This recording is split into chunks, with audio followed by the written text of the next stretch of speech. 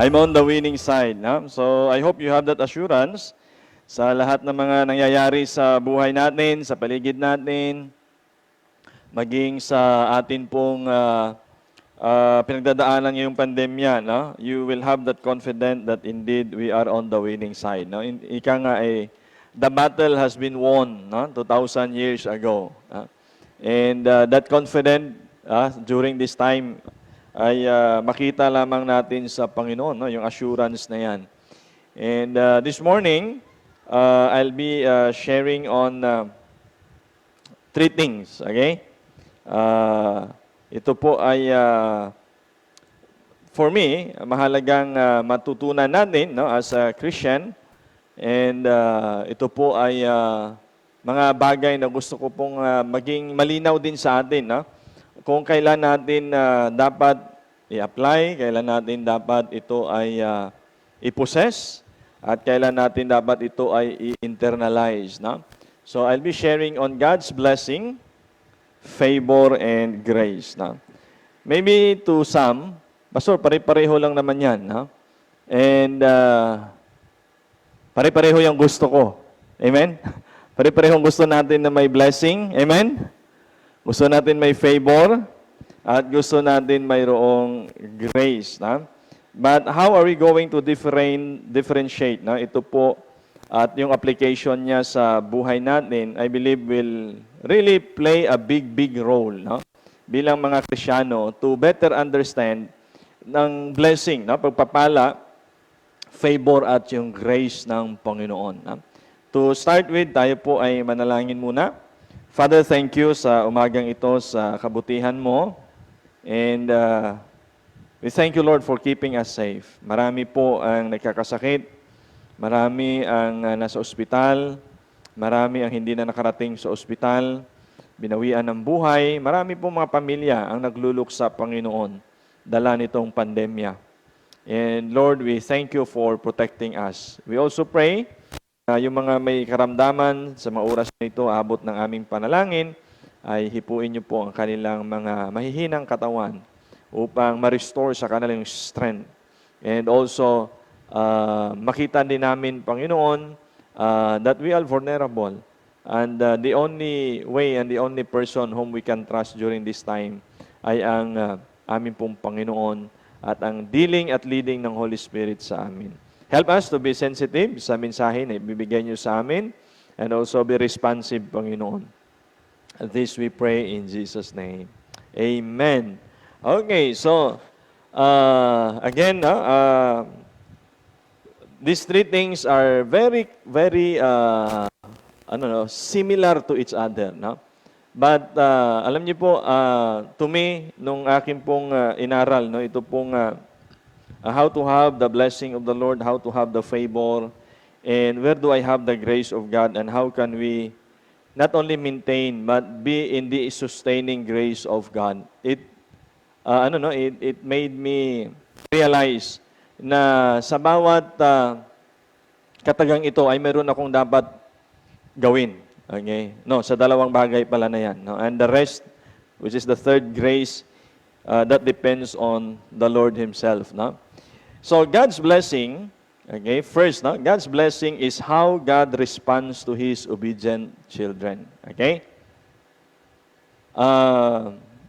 Nais ko pong ito ay again, no, yung itong definition na ay hindi, it's not really the meaning or the theological meaning, na, but it's more on the practical application. Okay? So it is how God responds to His children, to His obedient children. God's favor is what God can do for you, for me, that we cannot do for ourselves. Okay? 3rd is God's grace. Of course, no, this is unmerited favor. Okay? And to better understand, no, sabi ko nga, itong blessing, no, nasasabi natin minsan sa ating patutuon na unexpected blessing. Talagang blessed na blessed ako ngayon. No? Unexpected. No?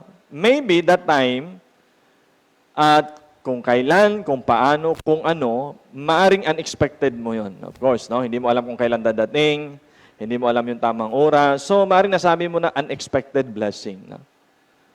But as I always taught us, that blessing can be expected.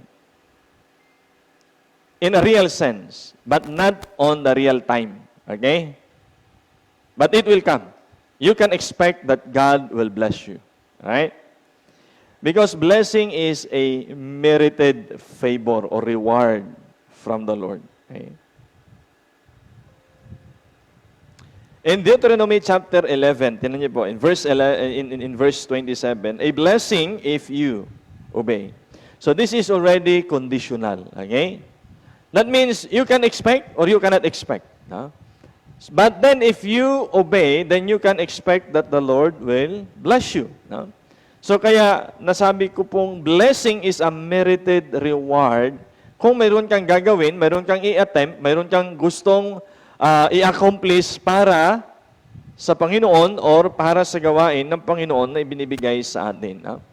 Kanya po, masasabi natin na, okay, if you want to stay on the course of a blessed life, you can. Okay? If you want to stay on a curse of a course of life, you can. Okay? At dapat hindi na po tayo maninibago o dapat hindi ka masusurprise if the Lord is blessing you because you have attempted to obey the commandments. Okay? And you will not also be surprised if your life is not being blessed because perhaps maybe you disobey the commandments of the Lord.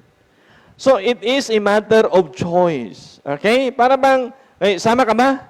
Kung sasama ka, scenario, okay, punta akong Kalamba, sama ka? If you decide na sasama, definitely makakarating ka sa Kalamba. Ha? Pero kung magdi-decide ka na, teka lang, may gagawin akong ibang bagay, well, you will end up doing another thing anyway. Okay? So, it's a matter of choice. So, having a life blessed is a matter of choice. So, nasa sayo ang desisyon. Okay? Ang pagpili na sayo. Ang pagpili na sa akin. No? Because it is a merited reward. Okay? For sure, na basta nagtatapat ka, despite of, in spite of, pag nagpapatuloy ka sa paglilingkod sa Panginoon, at the end of the day, whether you like it or not, you will be blessed. Nakarinig ba kayo nung umaapaw na blessing? Umaapaw ang blessing, hindi dahil sa wala silang ginagawa. No? Umaapaw ang blessing dahil they have done so much that in such a time as that, binless sila ng Panginoon. At umaapaw yung blessing dahil time na i-reap mo yung reward. No? So blessing is a what? A merited reward. No?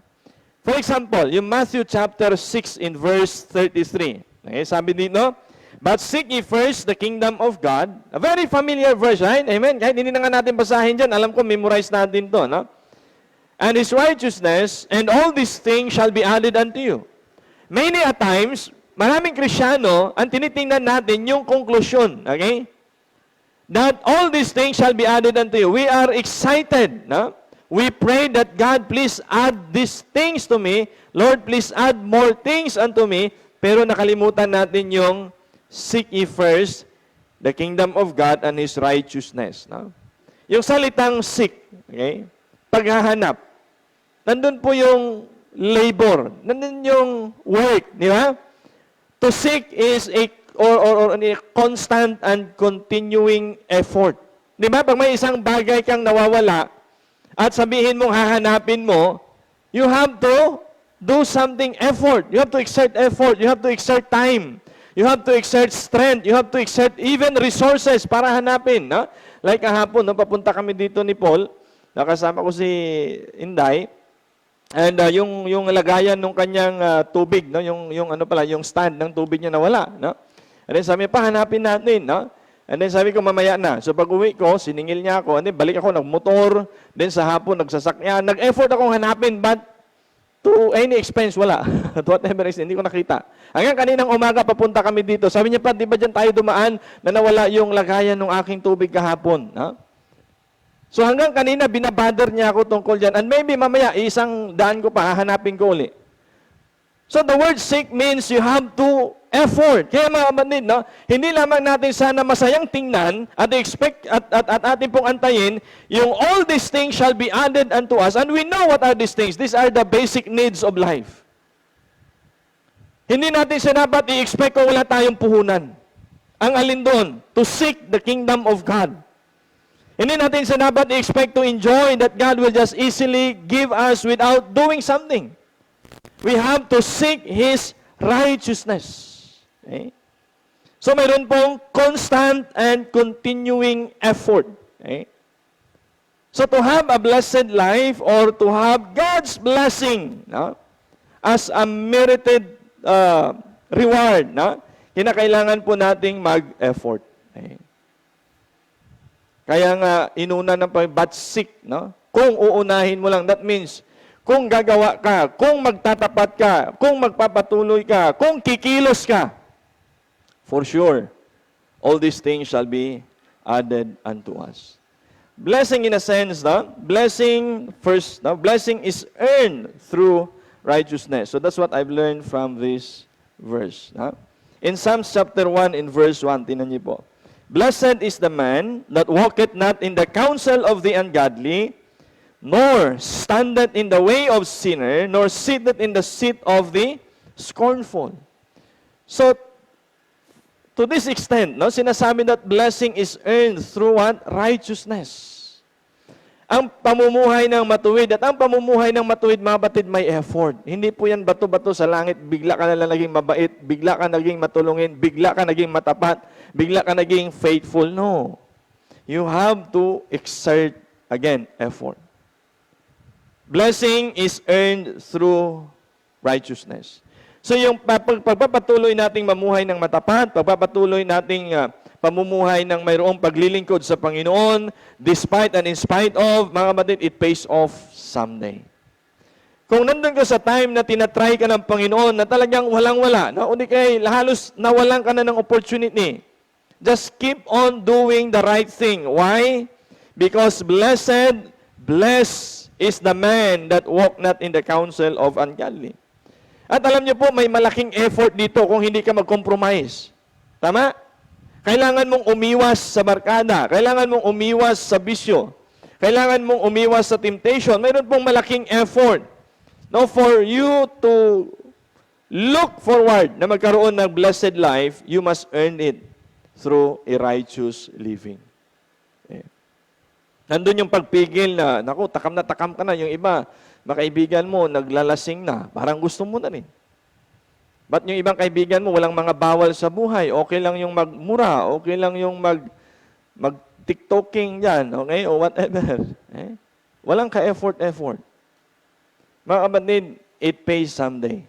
To live a life in a righteous living pays off. So thirdly, blessing has to continuously flow. Okay?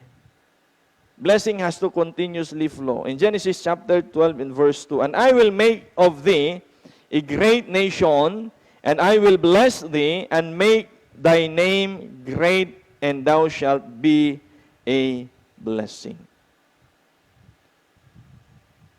God's blessing sa buhay natin ay mayroong purpose. At ang purpose nito is that it will continue to flow. Wag sanang, blessed na blessed tayo, panapatuto tayo, blessed na blessed tayo. Pero, ang tanong, are those people around us also being blessed because you are blessed? Right? Pwede mong i-enjoy yung blessing na binigay sa iyo ng Panginoon. But the question at the end of the day, has that blessing flow? Mayroon bang masasabing, bless ako dahil kasama ko si Pastor Lee, bless ako dahil kasama ko si Brother so-and-so. Alam mo, nakaka-bless siya. No? And that blessing has been shared. No? So God's blessing has to continuously flow. Katulad ng isang pipe, no? Kapag malakas ang pressure ng pipe, no? At isinara mo yung faucet o yung gripo, no? May tendency maghahanap ng paraan, maghahanap ng daan yung blessing, yung tubig, and it will burst. Eh. Sayang, imbis na mapakinabangan, di ba, yung tubig, no? And so, kapag naramdaman natin yung blessing ng Lord sa buhay natin, The question is, yung i-question natin sa sarili natin, has that blessing flow? Kasi kung yung blessing na yan ay nag-flow, it will continue flowing. Okay? Pero kung yung blessing na yan ay isinara mo sa sarili mo, soon you will burst. Sayang. Imbis na mayroon na kinabang, walang nakikinabang. No? So, though it's a merited favor, no? A reward rather, God's blessing has to be shared. It has to be continuously flow. So God's blessing can be experienced in an immediate and complete obedience to. It should be to the Word of God. Okay? It is an immediate and complete obedience to the Word of God. Kasi marami tayo mga principles, no, na natutunan sa Bible, just like Matthew 6:33, Philippians 4:13, okay? Ano ba? And so on, no? Marami tayong mga verses, no? But the thing is, sinunod ba natin immediately? Okay? Nung sinabi sa atin, alright, no, we should not be equally yoked together with the unbeliever. We should not compromise. Sinunod ba natin? Okay? And we should keep our light to shine before men. Sinunod ba natin? So God's blessing is a merited reward. That means you have to earn it. And in what way natin ma-earn yung blessing ng Panginoon? Sa pamamagitan ng immediate and complete obedience. Yes, marami sa atin sumusunod but half obedience. Yes, marami sa atin ang tumatalima but I think maybe wow, matagal pa bago mo sundin. So how can you expect na i-bless ka kaagad kung matagal kang mag-response? Amen? Okay. So pagdating sa blessing, gusto natin mabilisan. No? Pero ang tanong, ang challenge is, mabilis ka rin bang umaksyon? Kasi it depends on you because God will bless you according to what? And how did you respond to His word? Kaya nga sabi niya, a blessing if you obey, and a curse if you disobey. Very clear. Please, it's very easy to understand, mga kapatid. Gusto mo i-bless ka ngayon, all you need to do is obey. Immediate obedience. Okay?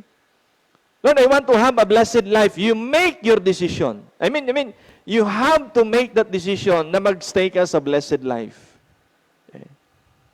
It has to be a personal decision. Okay? Hindi decision na, kasi yung parents ko faithful sa church, mag-faithful na rin ako.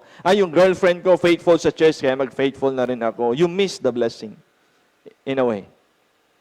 Because a blessed life is a personal decision. Right?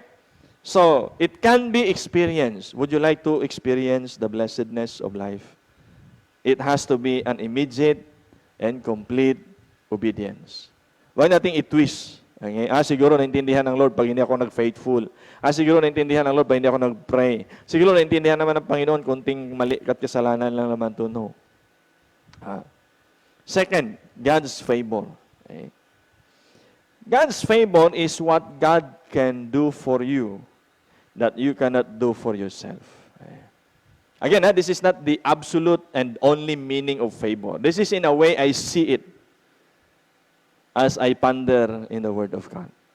Maybe mayroong definition yung ibang tao, so be it. May definition yung ibang dictionary, so be it. But the way I look at it, okay, God's favor is what God can do for you that you cannot do for yourself. It has to have His approval and support. Okay? It is a byproduct. Okay? It is a byproduct of faithfully keeping and observing the biblical principles taught by the Word of God. Mind you, to me, it's faithfully keeping and observing. That means, kahit hindi mo pa kailangan ngayon yung prinsipyo na yon, you are practicing it. Ang alin? To be honest. To be prudent. Right? To be true. Of not lying. You have that principles. Okay? And because you have that principle and you are faithfully keeping and observing those biblical principles, mga kapatid, in due time, God will favor you. Let me give you an example. Proverbs chapter 3, tinan niyo po. My son, forget not my law, but let thine heart keep my commandments. For length of days and long life and peace shall they add to thee. You see, unlike dun sa blessing, no? Kung mayroong prinsipyo, mayroong utos yung Panginoon to observe this, you do this and God will bless you. Sa favor, maaaring hindi mo pa kailangan ngayon. But you keep doing this, and you keep doing this. And you had been faithfully doing such a biblical principle. Alam niyo mga kapatid, mararanasan mo yung araw na sinasabi ng Panginoon na bago mo pahingin, ibibigay niya na sa iyo. And that is His favor.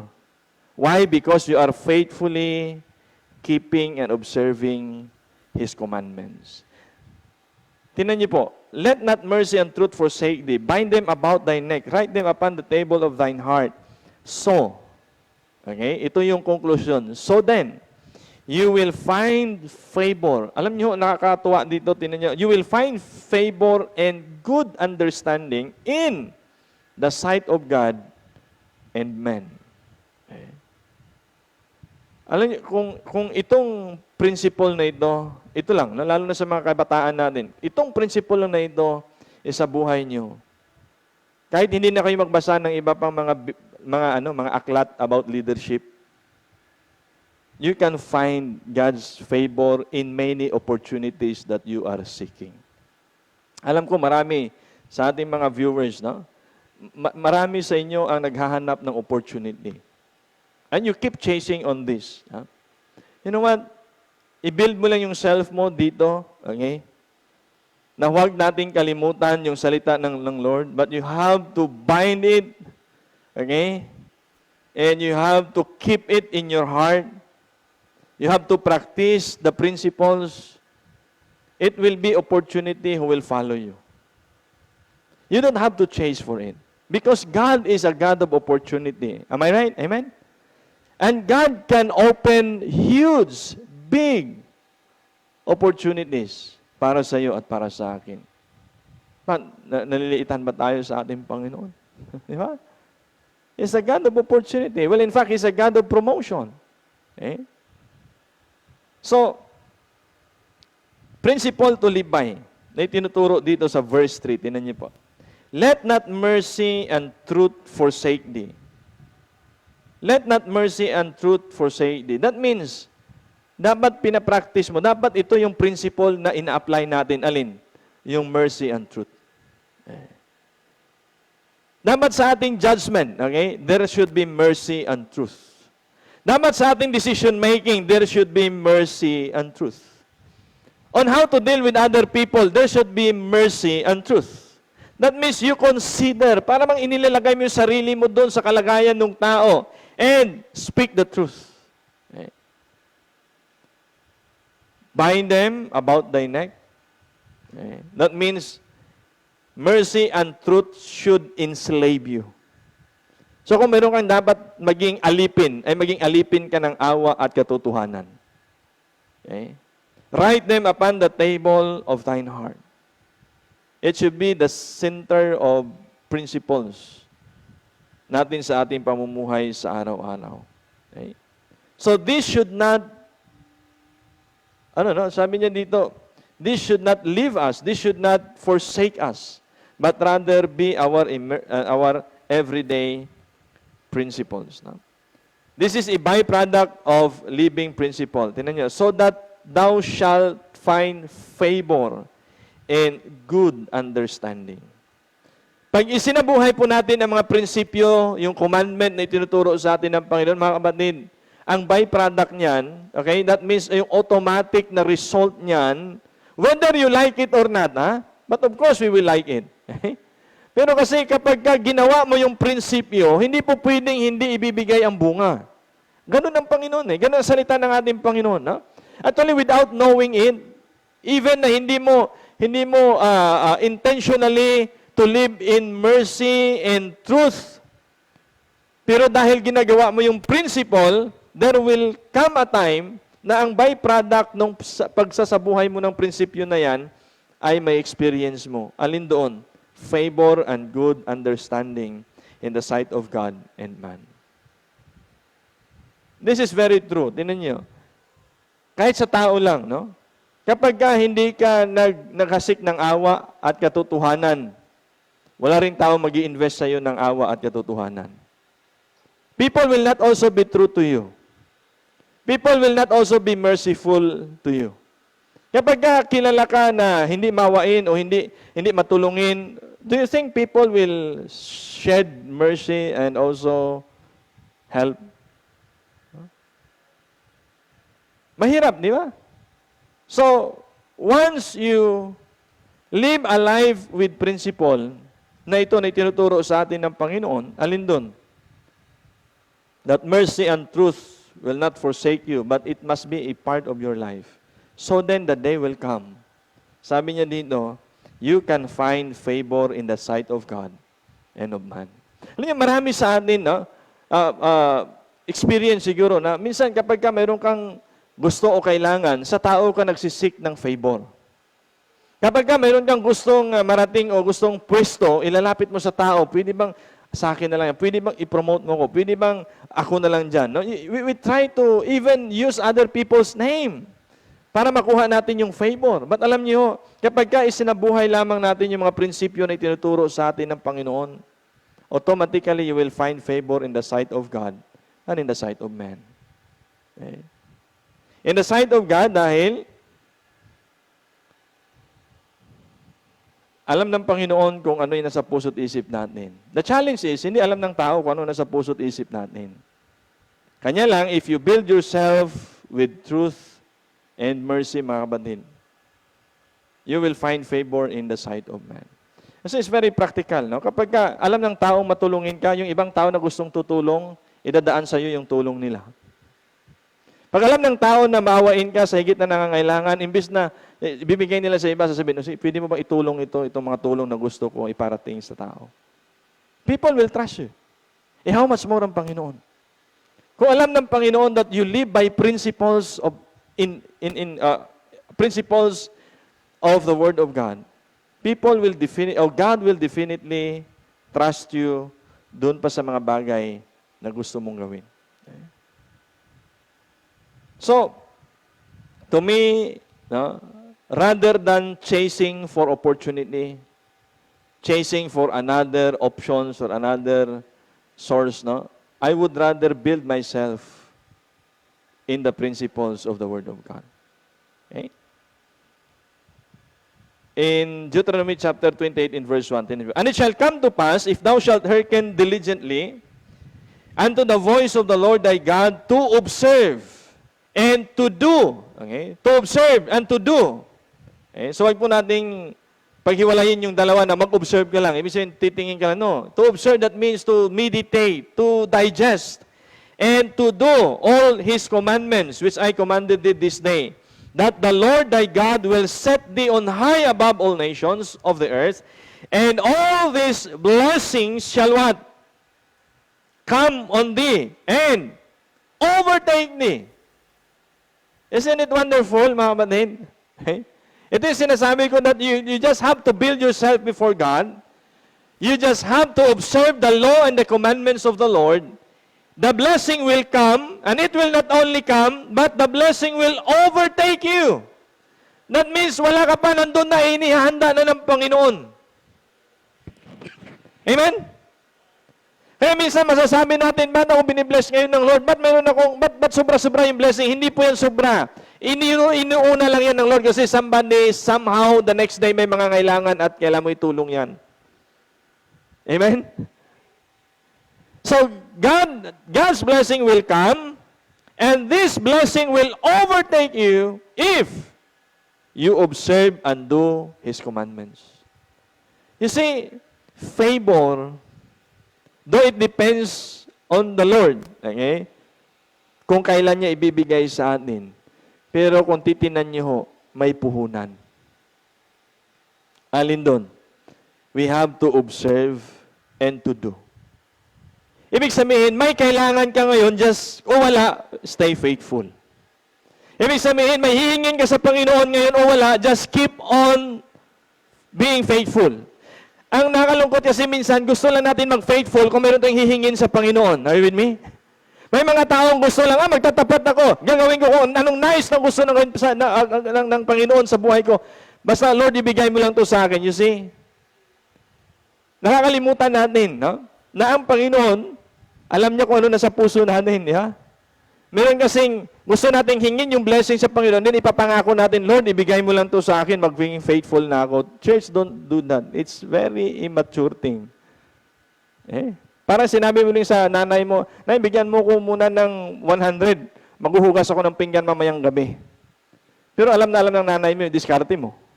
Na kapag nabigyan ka na, nakalimot ka. Yeah?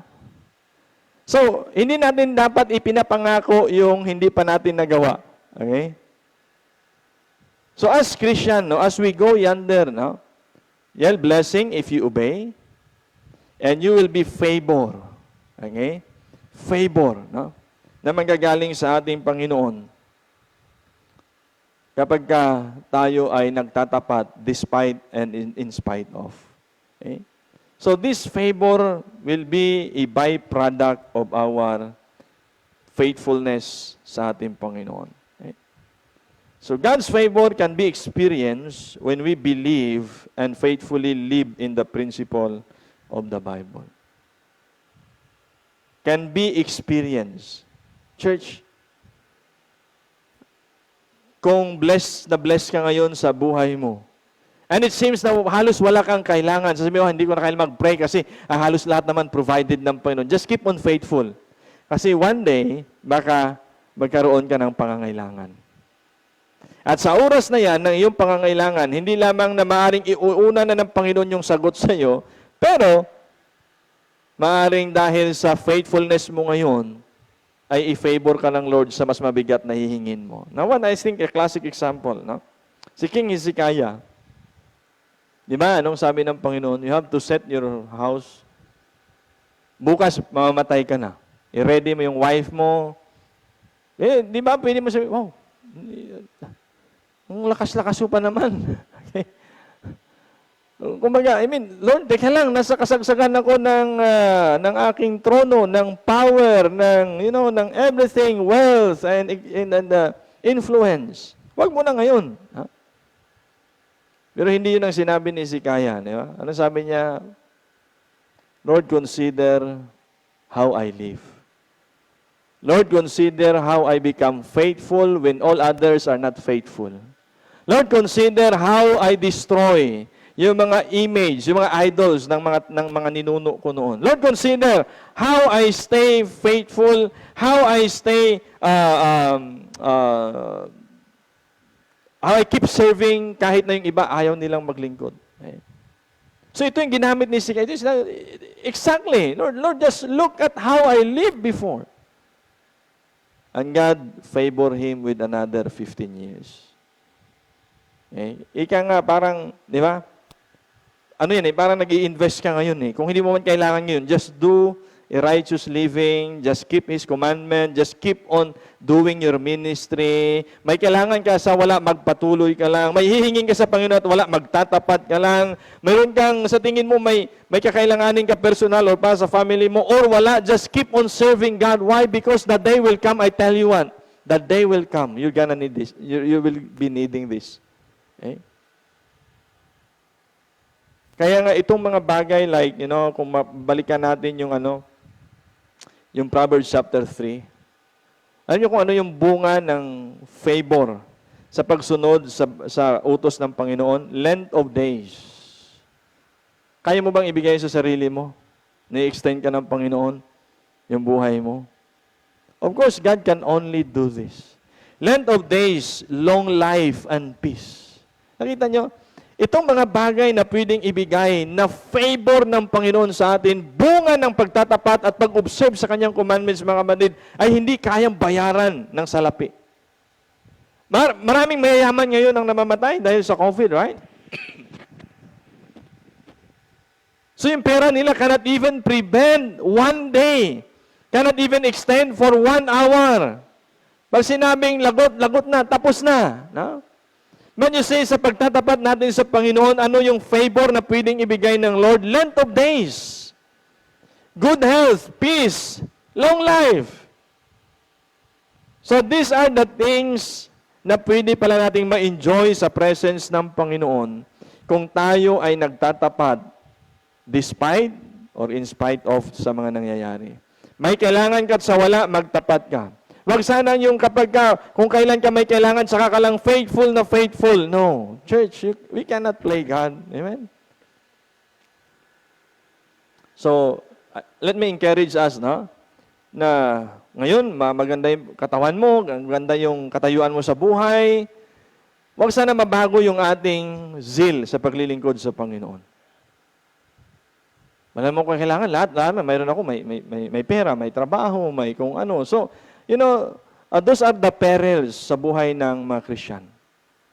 That if everything is okay, it seems na laylo muna ako, okay lang na mag-serve o hindi, okay lang na mag-seryoso o hindi. Church, the day will come, you're gonna need God's favor. So if I may, keep on serving, keep on being faithful, strive and thrive. Right? Third and last is God's grace. Okay? God's grace is unmerited favor. Kung ang blessing is a merited reward, you have to prove yourself, you have to work, you have to obey, you have to prove to God that you are worthy of that blessing. God's grace is totally different. It is unmerited favor. And the word grace is mentioned in the Bible, una sa Genesis chapter 6 and verse 8. And Noah found grace in the eyes of the Lord.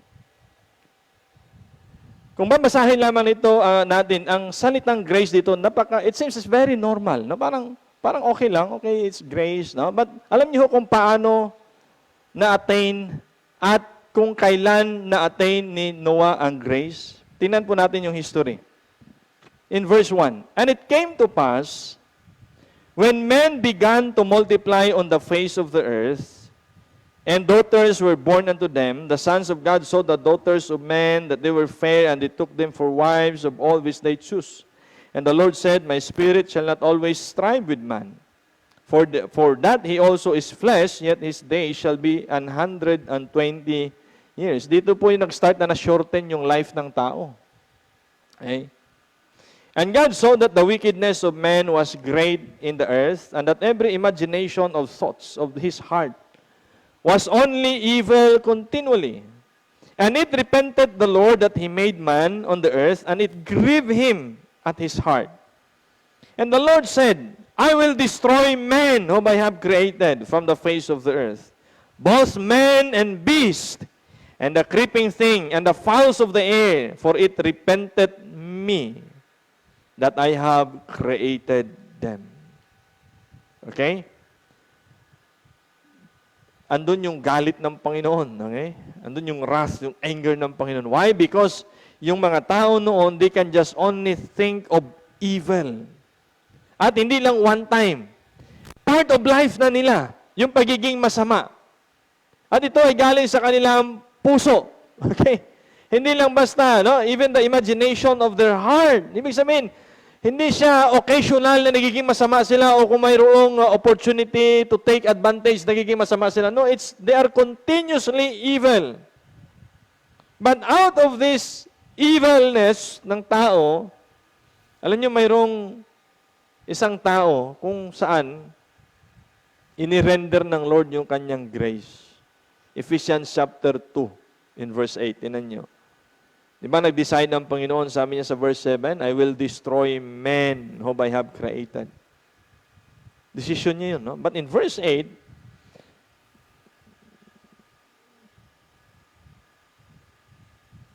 oh sorry, I think I missed that. Okay. In verse 8 it should be in verse 8 muna, bago yung Ephesians 2:8. Okay? That comparison of word na grace, no? But Noah found grace in the sight of the Lord. No, pwede mong maayano yun, Brother Jeric. Thank you. Okay. So dito muna, unang na-experience ng tao ang grace ng Panginoon. It was in the life of Noah. Okay, sa King James, Brother. Okay.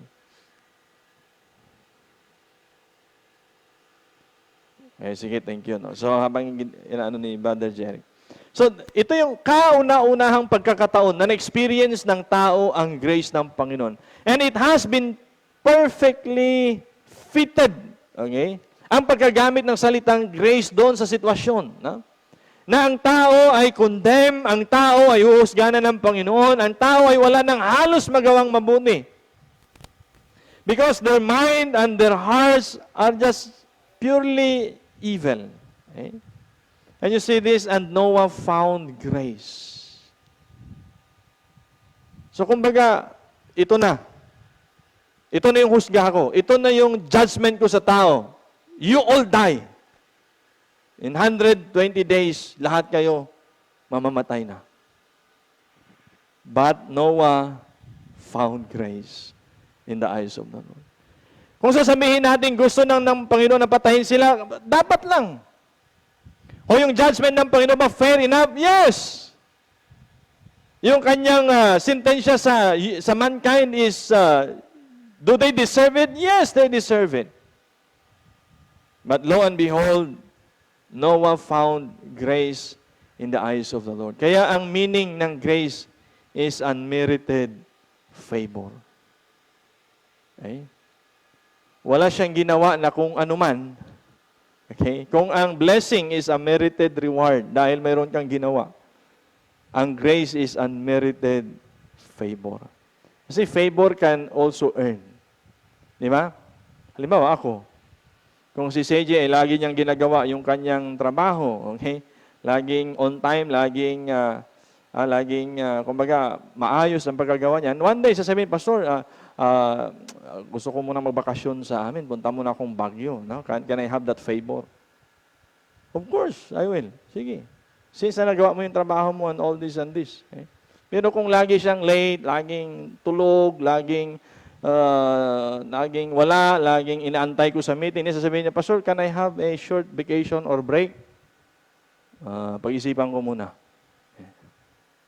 Well, definitely, she cannot have my favor. Okay? So, yung lundo, yung pagbibigay ko ng favor will depend on her. Okay? Pero yung grace, it is unmerited favor. Whether she deserve it or not, kahit na lagi siyang tulog, lagi siyang late, sasabihin ko, okay, parang stress si CJ. Jay, magbakasyon ka muna. Grace ba yun o baka graceful exit? Hindi pala grace. Graceful exit. Uwi ka muna, Jay. Okay, yeah. But you see, grace is unmerited. You don't deserve it. I don't deserve it. Well, for sure, no? Although in verse 9, no, in-explain doon that his generation is upright. But I believe Noah and his family is not exempted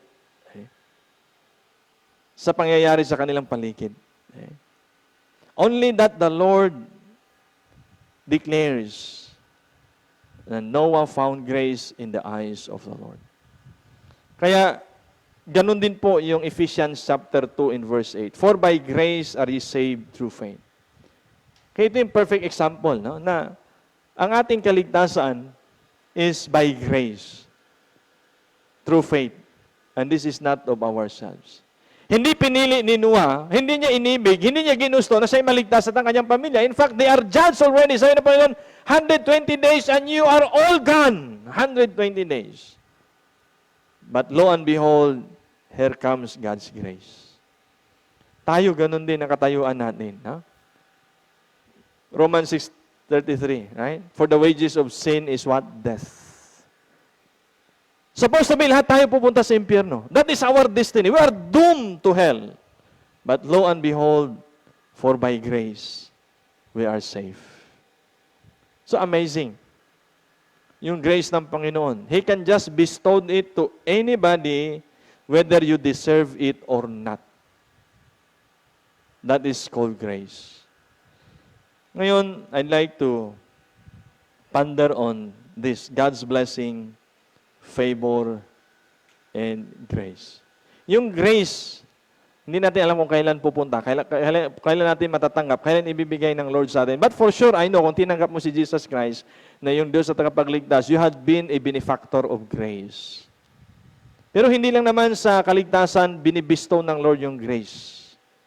By all means, at His expense, God can just grace us. Kaya sa prayer natin, di ba? Lord, please grace this occasion, grace this. We want and we wish, we prayed, we asked for His grace. Okay? But between the two, blessings, favor. Blessings if you immediately, completely obey. Okay? Favor, just keep on doing. Sige lang. May hihingin ka't wala, just keep on. May kailangan ka sa Panginoon o wala, just proceed. No? Continue. Okay? Nasaan tayo ngayon sa aspeto ng buhay natin? Do we always ask for blessing? Because, Lord, please bless me, I'll do this. Lord, please bless me. Or rather, Lord, i-bless mo ko, hindi, gagawa ako, magtatapat ako, magpapatuloy ako, maglilingkod ako, magbibigay ako, magsusupport ako, magba-Bible study ako. I will keep on doing what I'm doing. And lo and behold, one day, God will favor you. Okay.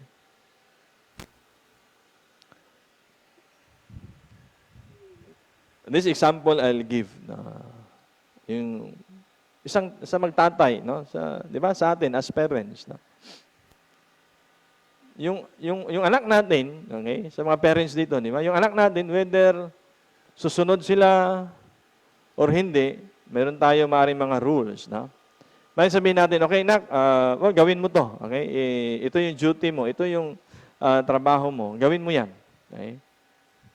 And we can favor them, okay? We can bless them in a way na gusto natin, no? Pero sa isang parents, na ang anak natin ay masunurin, okay? Ang anak natin ay sumusunod kay God, sabi, okay, gawin mo yan. And then, mamaya, I will reward you. Okay? So, pag ginawa niya yung trabaho, ginawa niya yung duty niya, and you bless them. Okay? So, because fairly enough, ginawa niya yung kanyang trabaho, and then say, okay, dahil ginawa mo yung duty mo, this is your blessing. Okay? May instance, okay, na kahit na hindi natin inutusan yung anak natin, hindi natin siya pinatrabaho, pero nakikita natin na masipag. Nakikita natin na masunurin. Nakikita natin mabait. Okay? And then one fine day, nandun tayo sa grocery o nandun tayo sa toy center, nakikita tayo doon ng bike o di kaya ng yung roller blade. Ano siya? Parang magugustuhan to ng anak ko. Okay? Since na naging maayos siya sa kanyang pag-aaral, mataas yung kanyang grade, naging performer siya, naging maayos yung kanyang pagsunod, o di kaya nagiging maayos siyang anak sa loob ng tahanan. Whether she asks it or not, bibilihin ko to bless him. That is actually a favor. You are doing your child a favor. Okay? Grace is hindi siya sumunod, hindi siya umuwi sa tamang oras, hindi siya nakapasa sa kanyang subject, may nagawa siyang kasalanan, na-offend, nailagay niya sa kahiyan ng pangalan mo, nang away siya doon sa kanto, nalaman pang anak ng Christian, ng pastor. Then one fine day, umuwi yung anak mo. Tinanggap mo pa rin sa tahanan. And you still call him your son, your daughter. That is grace. Unconditional. Are you with me? Amen? So where are we in our journey? Are we asking the Lord for, Lord, bless me. Lord, bless me. So you have to comply, obey sa gusto ng Panginoon sa buhay mo. Lord, I want favor. Lord, I want to live a life in your favor. Kung nandun ka pa rin ngayon sa, Lord, please bless me. Okay lang. But then, Lord, I want to live in a life favored. So kahit wala kang hihingin, wala kang kailangan ngayon, trabaho ka.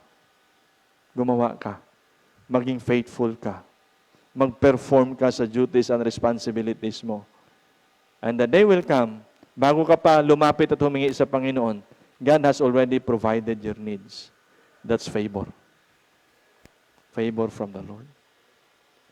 Well, grace. Lord, I want to experience your grace. I-apply mo lahat yung blessing, favor. Just keep on doing. Keep on doing. Pero sa pagtatapat mo na yan, lo and behold, one day, nagkasala ka sa Panginoon. And lo and behold, one day, nag-backslide ka. Tatanggapin pa kaya ako ng Panginoon? Mamahalin pa kaya ako ng Panginoon? Sasagutin pa kaya ng Panginoon ng aking panalangin? Mga kapatid, wala kang gagawin to please the God para ibigay yung kanyang grace because He is grace. It is not just one of His character. God is grace as much as God is love. Okay? So, if you are in journey na ups and downs, at sa ngayon, na-experience mo na parang hindi ka binibless ng Panginoon, parang hindi ka fini-favor ng Panginoon, ask for His grace. Because God is gracious. Amen? He give it to even people who doesn't deserve. Okay? But of course, I believe that humility, acceptance, right, has to be shown. Humility in a sense na, okay, no, Lord, nagkamali ako, nagkasala ako, okay? And acceptance. Ano man yung consequence, I am willing. Amen? Yeah. So God's blessings, favor, and grace. I hope today we have learned something doon sa ating panalangin. Itama natin yung prayer natin at yung buhay natin. No? Saan natin gusto mag-journey? Gusto ba natin lagi na lang, Lord, please bless me. Lord, please bless me. Church, overcome yung journey ng blessing. Live in a life favored by the Lord. Yeah? And of course, His grace can always be experienced. So I want to live in a favored life. Not just being blessed, but well, thank God, I am favored. Okay? I am favored. Let us pray. Thank you, Lord, sa umagang ito. You have reminded us that indeed, we can live a life blessed because of our obedience.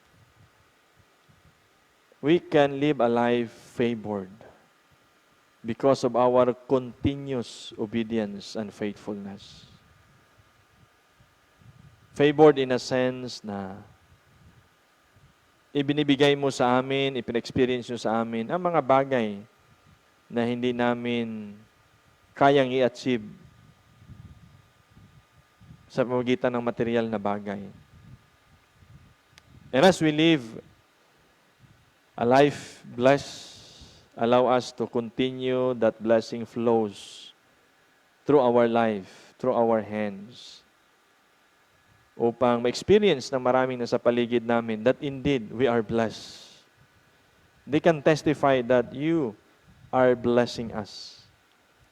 And as we enjoy the life of being blessed, continue to encourage us to do more, attempt more. So in the end, we can have a favored life.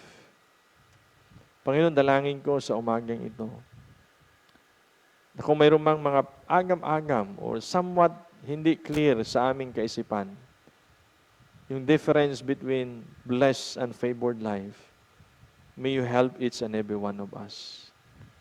Yet as far as I could see, a Christian should live a favored life. Thank you dahil ipinakita niyo sa amin, Panginoon, ngayong umaga, that we can be in that level, in that experience sa buhay namin. A well-favored life. And Lord, as you favor us and bless us, dalangin ko po na maibahagi namin ito sa higit na nangangailangan at hindi mananatili sa kamay lamang namin, Panginoon. And not only that we can share this blessing, but I pray also, Lord, that we will overcome yung life ng isang Christian, that we always look, chase, run after opportunities But Lord, bring us to the level of our maturity and Christian life where it is ourselves na gagamitin nyo to offer this opportunity, to offer these blessings, flow sa mga masigit na nangailangan kaysa sa aming Panginoon. Thank you, and this is my prayer and thanksgiving in Jesus' name. Amen.